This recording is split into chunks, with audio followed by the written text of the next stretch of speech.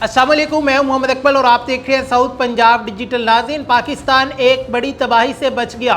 एक बड़ा हमला होने वाला था। पहलगाम फॉल्स फ्लैग ऑपरेशन का ये पार्ट 2 शुरू होने वाला था।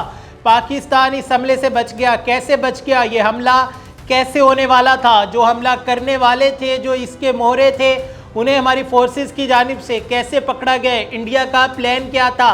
कब हमला होना था? कहां पर हमला होना था? तरीक़ेकार क्या था? असला कौन सा यूज़ किया जाना था? और पाकिस्तान पर इस दफ़ा जो इल्ज़ाम लगाया जाना था, वो कौन सा इल्ज़ाम लगाया जाना था? ये तमाम तर तफसीलात इस व्लॉग में आपके साथ शेयर करेंगे। जो हमला करने में मुलव्विस लोग थे, जो पाकिस्तान के ख़िलाफ़ पाकिस्तानी होकर काम कर रहे थे, वो कौन लोग थे, उन्होंने कितने पैसे लिए, उनका तल्लुक कहाँ से था, ये तमाम तर तफसीलात मैं आपके साथ शेयर करूँगा। अगर आपने अभी तक हमारे चैनल को सब्सक्राइब नहीं किया तो सब्सक्राइब कर लें, ताकि हर आने वाली नई अपडेट आप तक पहुँच सके। कहानी कुछ इस तरह है कि एक मछेरे को इंडियन जो कोस्ट गार्ड है, उनकी जानिब से पकड़ लिया जाता है। वो दरिया में मछलियाँ पकड़ने गया हुआ था। जब इंडियन फोर्सेस उन्हें पकड़ लेती है, जो कोस्ट गार्ड थे वो उन्हें पकड़ लेते हैं, तो वो उसे पाकिस्तान के ख़िलाफ़ काम करने के लिए आमादा कर देते हैं। अब उन्हें हमारी फोर्सेस किस तरह पकड़ती है? वो जो शख्स था जिसे इंडियन कोस्ट गार्ड जो पकड़ते हैं, पकड़ने के बाद अब उसे पाकिस्तान दोबारा वापस भेजा जाता है। वो पाकिस्तान में आकर पाकिस्तान आर्मी, पाकिस्तान नेवी इनकी यूनिफॉर्म्स खरीद रहा था, मोबाइल सिम्स खरीद रहा था। इसके साथ साथ और जो चीज़ें हैं, हसास इदारों के ख़िलाफ़ जो इंफॉर्मेशन है, हसास चीज़ें जो हैं वो ख़रीदने में, उनकी रैकी करने में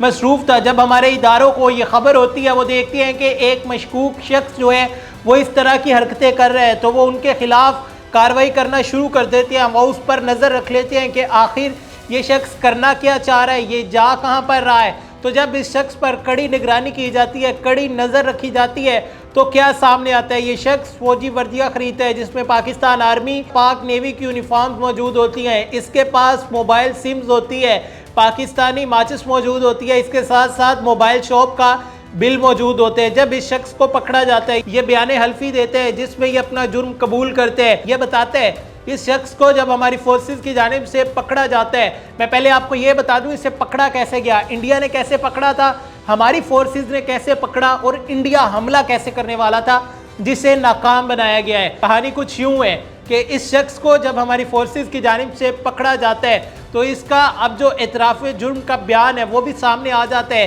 कि जिसमें अपने ये जुर्म का एतराफ़ कर रहा है। ये बताता है कि अगस्त 2025 में समंदर में मछलियाँ पकड़ने गया था। वहाँ पर भारतीय कोस्ट गार्ड की जानिब से मुझे गिरफ्तार कर लिया जाता है। गिरफ्तार करने के बाद वो मुझे ले जाते हैं। ले जाने के बाद मुझे डराया धमकाया जाता है। वो लोग कहते हैं कि अब तुम्हारी जो रिहाई है वो 2 से 3 साल बाद होगी। मुझे डराते हैं, धमकाते हैं, दबाव देते हैं, मुझ पर दबाव डालते हैं, और उसके साथ साथ मुझे पैसों की लालच देते हैं और कहते हैं कि तुम्हारी रिहाई अभी मुमकिन हो सकती है। अभी कैसे मुमकिन होगी? कि अगर तुम पाकिस्तान के खिलाफ हमारे लिए काम करना शुरू कर दो। उसी शख्स को भारत वापस पाकिस्तान में भेजता है, उसके जिम्मे लगाया जाता है कि तुमने पाकिस्तान से, पाकिस्तान नेवी यूनिफॉर्म है वो लानी है, पाकिस्तानी सिगरेट लानी है, पाकिस्तानी माचिस लानी है, 3 जोन की सिम्स लानी है, और जो मोबाइल शॉप होगा उसका बिल लाना है। और इसके साथ साथ पाकिस्तानी करेंसी 100 और 50 वाले पुराने नोट भी अपने साथ लेकर आने हैं। तो ये उनकी जानिब से तमाम तर जो उसे इंस्ट्रक्शंस थी वो दी जाती है। तमाम तर इंस्ट्रक्शंस देने के बाद उसे कहते हैं कि आपने सारा सामान ले लेना है। सारा सामान लेने के बाद आपने उसकी पिक्चर बना के हमारे अशोक कुमार इंटेलिजेंस के ऑफिसर है, आपने उन्हें भेजनी है। वो पिक्चर उसे इंटेलिजेंस के ऑफिसर को भेजता है। उसके बाद जब वो दोबारा वापसी भारत की तरफ रवाना होने लगता है, तो हमारी फोर्सेस की जानिब से उसे गिरफ्तार कर लिया जाता है। अब जब गिरफ्तार किया जाता है तो वो बताता है कि भारत जो है गुजरात में अपनी ट्राई फोर्सेस ड्रिल कर रहे हैं, लेकिन भारत इसके पीछे कुछ और प्लान कर रहा है। वो पाकिस्तान पर हमला करने की दोबारा से कोशिश कर रहे हैं। जिस तरह पहलगाम फॉल्स फ्लैग ऑपरेशन हुआ था, वज़ीर इत्तलात की जानिब से ये भी बताया जाता है कि ये जो शख्स है इसके अकाउंट में 95,000 की ट्रांजैक्शन भी हुई है। मज़ीद कौन कौन सी ट्रांजैक्शन हुई है, कितने पैसे दिए गए हैं, हमारी जो फोर्सेस हैं वो इस पर काम कर रही है, हमारी एजेंसीज जो है इस पर काम कर रही है।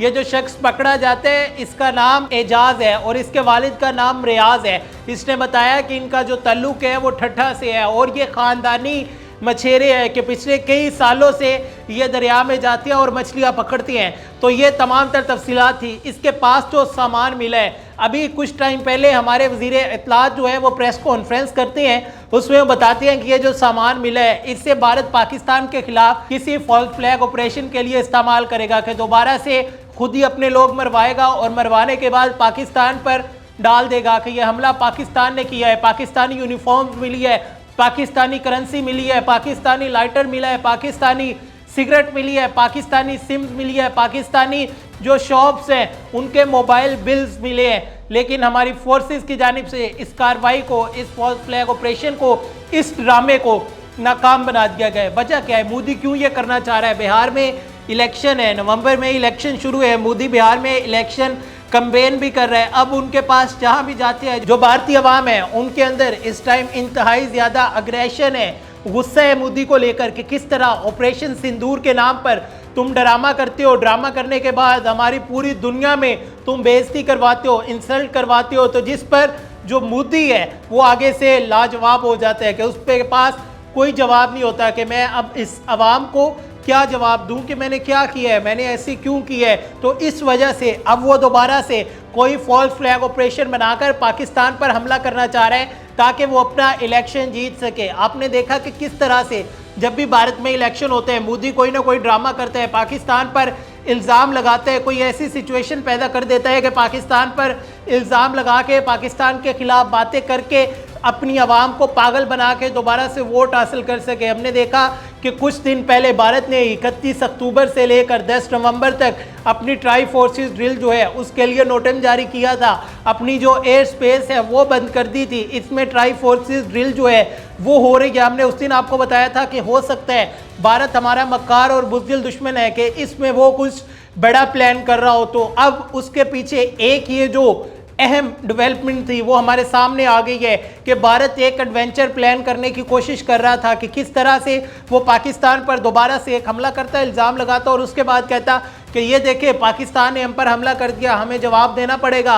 अगर हम जवाब ना दें तो हमारी क्या बुकत रह जाएगी, हम जवाब ना दें तो आलमी दुनिया हमारे बारे में क्या सोचेगी, हम जवाब ना दें हमारी आवाम हमारे बारे में क्या सोचेगी, हम जवाब ना दें तो फिर लोग हमें इंडिया में रहने नहीं देंगे, हमारी गवर्नमेंट को रहने नहीं देंगे। तो ये सिर्फ और सिर्फ एक ड्रामा किया जा रहा था। अभी ये जो ड्रिल्स है हो सकता है आने वाले दिनों में अक़वाम मुत्तहिदा की जानिब से इन ड्रिल्स के ऊपर मुकम्मल तौर पर पाबंदी लगा दी जाए कि किस तरह से भारत अपने ये जो ओछे हथकंडे हैं उन पर उतर आया कि दोबारा से पाकिस्तान पर इल्ज़ाम तराशियाँ कर रहे हैं। लेकिन हमारी फोर्सेस, हमारी पाक आर्मी, हमारी पाक नेवी हम वक्त दुश्मन पर हर हमले के लिए और दुश्मन के हर हमले का जवाब देने के लिए तैयार बैठे। आपने देखा नहीं कि किस तरह से मार्का हक में हमारे शाहीनों ने इंडिया में घुसकर 5 घंटे तक उनकी फ़िज़ाओं पर राज किया, किस तरह से भारत के 5 राफेल गिराए, किस तरह से 2 S-400 तबाह करके रख दिए। तो इंडिया इतना मूर्ख है कि दोबारा से उसी फोर्स के साथ, उसी कौम के साथ